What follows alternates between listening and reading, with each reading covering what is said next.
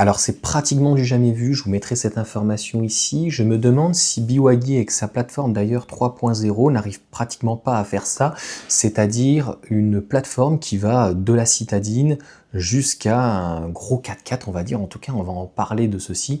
J'ai quand même un petit doute, sinon c'est du jamais vu. Parce qu'en fait Volkswagen sur les voitures électriques, il va y avoir une plateforme commune, donc à la fois dans ses dimensions, mais commune, c'est quand même fou de se dire, à la fois pour Porsche, Volkswagen ou Skoda. Donc il y aura bien sûr des changements au niveau des trains roulants, des suspensions, de la technique, etc. Mais c'est quand même fou de se dire que on va retrouver à terme un châssis du Macan qui est finalement la base, le même que une petite ID2 éventuellement. Donc c'est une plateforme qui a pris beaucoup de retard parce qu'en fait c'est extrêmement complexe là. Donc il va y avoir en fait 8 variantes. Ça va aller donc de la petite citadine à la petite roadster ou coupé, au gros 4x4, au petit, à toutes les marques. En fait ils vont faire fusionner, c'est-à-dire qu'avant on avait beaucoup de châssis, comme vous savez Renault, le groupe Stellantis ou à l'époque PSA, ont commencé à réduire, c'est comme les moteurs, 2-3 plateformes, donc une plateforme d'entrée de gamme pour le segment B, voire C, et puis des plateformes donc plus importantes, donc Renault sur la voiture électrique par exemple en a 2. Finalement, le groupe Volkswagen en a aussi donc 2. Il y a la MEB qui est en 400 volts, mais qui est plus petite, qui va aujourd'hui, elle va être reprise en entrée de gamme en traction, mais elle va être retravaillée cette plateforme. On va dire aujourd'hui, ça va de l'ID3 jusqu'à l'ENIAC coupé, l'ID5, le Q4. Donc plateforme 400 volts. Et puis la plateforme donc 800 volts, PPE de mémoire, si je dis pas de bêtises, qui commence donc à partir du Q6 et du Macan, pour donner donc des exemples concrets, Taycan aussi de mémoire, je crois, donc puisque c'est la plateforme donc 800 volts. Alors moi j'avais dit que c'était une connerie en fait d'avoir des plateformes diverses, notamment 400, 800 volts, etc. Mais là ils vont aller encore plus loin, c'est-à-dire qu'on aura une plateforme donc 800 volts et on aura une plateforme qui de A à Z, même Mercedes, sa plateforme la MMA, elle n'est pas prévue pour ça. Elle est prévue pour grossièrement, c'est pas 5 segments, mais 5 modèles. Ça va aller de la petite, aujourd'hui qu'on appelle EQA, EQB, jusqu'à donc bien sûr la CLA, le Classe G, donc des véhicules qui vont de 4,50 m, on va dire grossièrement, jusqu'à 4,70 m, peut-être 4,80 m. Donc on va élargir, tendre la plateforme. Ça, c'est quelque chose qui se fait en fait donc au niveau des différents modules. Là, c'est quand même complètement fou. Parce que autant Mercedes ne fait pas donc en dessous d'une classe A, donc d'une compacte, on va dire, mais là, Volkswagen veut utiliser, donc, que ça soit chez Skoda, une petite citadine, ou une Cupra, ou n'importe quoi, comme la borne, mais après, il y aura aussi un plus petit modèle, et d'aller tendre au-delà de Porsche, la question qu'on peut se poser, donc tout ce qui va être électrique, Audi, Porsche, Volkswagen, je ne pense pas Lamborghini. Est-ce que on aura cette même plateforme logiquement sur une Bentley, enfin voilà, les Panamera, un Taycan, donc c'est très intéressant en tout cas d'un point de vue technique et de voir en fait qu'est-ce qu'ils vont réussir à faire. Le but toujours, c'est de baisser les coûts et au niveau donc des usines, finalement de simplifier. Par contre, obligatoirement, on va logiquement avoir un châssis de grande qualité sur des segments un peu plus faibles et en espérant donc ne pas avoir sur les segments un peu plus hauts, logiquement non, donc un châssis qui reste quand même à la hauteur. Donc c'est bien pour les petites gens qui auront des petits budgets, qui vont avoir un châssis quand même, pas de Porsche, mais qui vont avoir une base vraiment très très saine. Mais de l'autre côté, je suppose que le fait d'avoir une exigence plus importante et de pouvoir aller d'un tout petit segment au plus gros segment jusqu'à peut-être demain un Cayenne par exemple électrique, est-ce que dans ces cas-là, ça va pas coûter trop cher tout ça? Ou ça coûte vraiment pas cher Et dans ces cas-là, on se dit, mais le prix aujourd'hui des véhicules, au-delà électriques, mais toute cette production des véhicules Porsche, Audi ou autres, est-ce que finalement elle est justifiée? Donc il faudra voir encore une fois si il s'arrête à la plateforme ou est-ce que on va retrouver, je pense, tous les organes, de la suspension jusqu'au moteur. Ça sera de toute façon les mêmes technologies de batterie, donc logiquement on aura même les mêmes charges. Est-ce qu'on aura les mêmes capacités de batterie? Est-ce qu'il y aura des différences de taille? Logiquement, vu qu'ils veulent baisser les coûts, donc ça sera aussi les mêmes logiciels, ça sera voilà, les mêmes charges, les mêmes BMS, les mêmes types.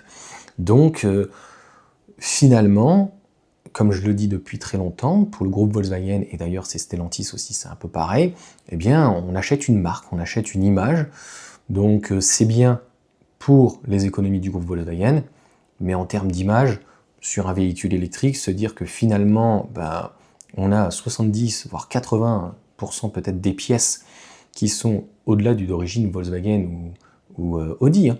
Là ça va plus loin, c'est-à-dire qu'en fait on a la même chose. J'avais fait donc, et j'avais mis un commentaire, et j'avais eu quelqu'un d'ailleurs, j'avais fait une vidéo et j'avais eu un commentaire dans ce sens-là d'ailleurs, qui m'avait dit ouais tu connais rien machin, le Q4 machin. Quand tu vois un Q4, un Enyaq ou une ID4, c'est les mêmes plateformes. Après il peut y avoir par rapport à des années et un restyling, donc un changement au niveau des batteries, mais c'est logiquement les dernières générations, c'est le même logiciel, c'est les mêmes batteries, c'est les mêmes moteurs, quand on est en propulsion, quand on a 4 roues motrices. Il y a des fois des petites variantes, mais ils se prennent même pas la tête. Il n'y a même pas de bride ou autre. Donc en fait, quand tu es dans un Q4, tu es chez Audi. Mais la plateforme, c'est la même, elle est commune pour tous les autres. C'est des choses qu'on a l'habitude de toute façon de voir depuis très longtemps. Chez Peugeot, notamment, que ce soit avec même les petites 108, 108, C1 et Aygo. Mais là, ça va plus loin. Donc Toyota, Peugeot, Citroën, là c'est quand même fou. Audi, et demain on peut se poser la question, est-ce que Porsche pourrait faire un plus petit modèle qu'un Macan? Moi ça pourrait me plaire, ça serait moins élevé, et donc on serait sur une plateforme voilà, plus petite, type Q4. Donc intéressant, mais on va bientôt payer plus que le logo et le style. Il n'y aura plus une grosse différenciation. Voilà, c'est ça que je veux dire. Même chez Renault, ils ne sont pas allés jusqu'au bout à ce point-là. On voit par exemple avec Alpine, la 290, ils ont dû quand même changer tout le berceau, etc. pour remettre donc, le moteur de la Mégane. C'est quand même pas le moteur de la R5, certes, même si c'est du groupe Renault. Et les moteurs de la 390, voilà, sont différents du Scénic. On n'a pas la même chose. Donc, même la batterie, même les puissances, etc. Là, chez Volkswagen, ça fait en tout cas très copier-coller. Et moi, la question que je me pose dans ces cas-là, le style c'est bien, mais est-ce que ça vaut le coup de mettre autant? Tu vois par exemple avec le L-Rock. Donc le L-Rock, je pense qu'il va cartonner parce que technologiquement parlant, eh bien on reprend ce qui se fait de mieux dans le groupe Volkswagen, et c'est la même plateforme que par exemple Ford a racheté, utilise on va dire en tout cas, dans les usines de Volkswagen. Donc encore une fois, moi je suis dubitatif de savoir en fait ce que ça va apporter, mais n'hésitez pas dans les commentaires à me dire, c'est je crois du jamais vu d'avoir une plateforme, donc là en l'occurrence électrique, qui va faire donc à la fois toutes les tailles, tous les segments, donc 8 familles, de la petite citadine au gros SUV, à la peut-être sportive, on ne sait pas, et logiquement qui sera à la fois dans des petits modèles et à la fois dans des modèles premium, sportifs, de luxe. Donc voilà, est-ce qu'il y aura encore une fois une modification au niveau des batteries? Moi je ne pense pas. Est-ce qu'il y aura une modification au niveau des moteurs ou une bride? Je n'ai pas l'impression. Donc c'est ça qui est encore une fois complètement fou. Enfin, je suis désolé voilà, de radoter, de rabêcher, mais c'est à la fois technologiquement, d'un point de vue technique en fait, très très intéressant, mais pour le consommateur de se dire qu'au final tu payes juste le logo. Tu payes le logo et l'intérieur, bien sûr, le style de l'intérieur, parce que le L-Rock, voilà, il est simple, mais il n'a rien à envier en fait à un Q4, l'L-Rock qui est un petit peu plus petit que le Q4. Mais techniquement, il n'a absolument donc rien à envier. Ça fait très longtemps que ça existe chez Volkswagen, encore une fois. Quand tu vois une Audi A4 à l'époque, et tu regardes, je crois, c'est la Skoda Superbe, donc à la fin, tu avais les mêmes volants, les mêmes commodos, les mêmes moteurs, les mêmes châssis, donc Volkswagen refait ce qu'ils font ici. Même le groupe Stellantis n'est pas arrivé à ce point dans la mutualisation à la fois sur le bas et le haut de gamme et même sur les dimensions. Donc est-ce que ça ne va pas faire fuir une certaine clientèle? Ils se disent bah, attends, pourquoi je vais mettre 30 000 € de plus? J'ai un véhicule qui est plus optionné tout aussi bien et qui est tout aussi mieux.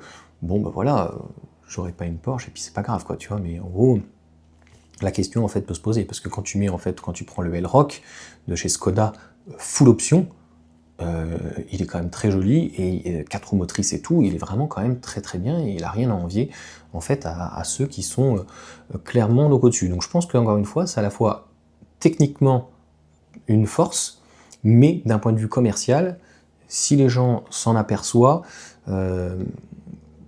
voilà, parce que encore une fois, le but c'est de baisser les coûts, mais je pense que les prix, eux, ne baisseront pas. Et donc, là où ils se feront très certainement le plus de marge, eh bien, ça sera peut-être avec Porsche ou autre. Et encore, hein, on a vu que de toute façon, cette plateforme, hein, PPE hein, de mémoire, hein, enfin la 800 volts, elle a coûté trop cher et en fait, ils font pas assez de volume. Et on se rend compte que de toute façon, sur l'électrique, c'est pour ça qu'ils reviennent en fait sur cette plateforme et qu'ils vont innover d'un point de vue et de réduire encore drastiquement les coûts, c'est qu'on l'a bien vu sur la partie électrique, Porsche finalement ne gagne pas plus d'argent que donc Skoda. Voilà. Donc on arrive en fait aux limites des ingénieurs et je pense qu'il aurait fallu une séparation, mais pas de cette manière-là. Et a priori, donc, ils n'ont pas du tout mesuré les coûts de production. Et c'est parti un petit peu dans tous les sens. Donc là, à vouloir remaîtriser tous les coûts, c'est une bonne chose, mais en espérant que le consommateur, encore une fois, ne l'aperçoit pas. Parce que, dites-moi dans les commentaires, est-ce que franchement, demain, si vous avez la même chose, mais vraiment la même chose, mais pour 20 ou 30 000 € de moins, vous avez une Skoda ou une Volkswagen, une GTX ou autre, 4 roues motrices, comme on a la Elroq à 299 chevaux, avec une batterie, je crois, de mémoire de 82 kWh net, pourquoi aller prendre une Audi, où les révisions seront plus chères, et voilà, vous serez dans une Audi, mais il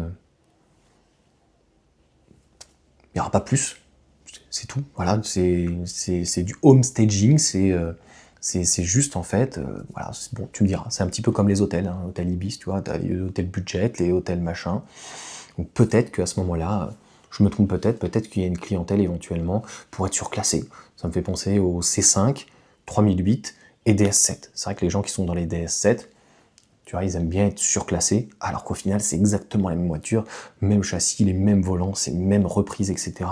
Donc il y a vraiment très peu de style qui change. Il va y avoir bien sûr les sièges, etc. Donc en fait, on essaye d'en donner un peu plus, alors qu'au final, ça a coûté vraiment pour le constructeur, en tout cas, très très peu. Voilà pour cette vidéo, encore une fois, n'hésitez pas à mettre un petit commentaire, un petit pouce, et puis à vous abonner.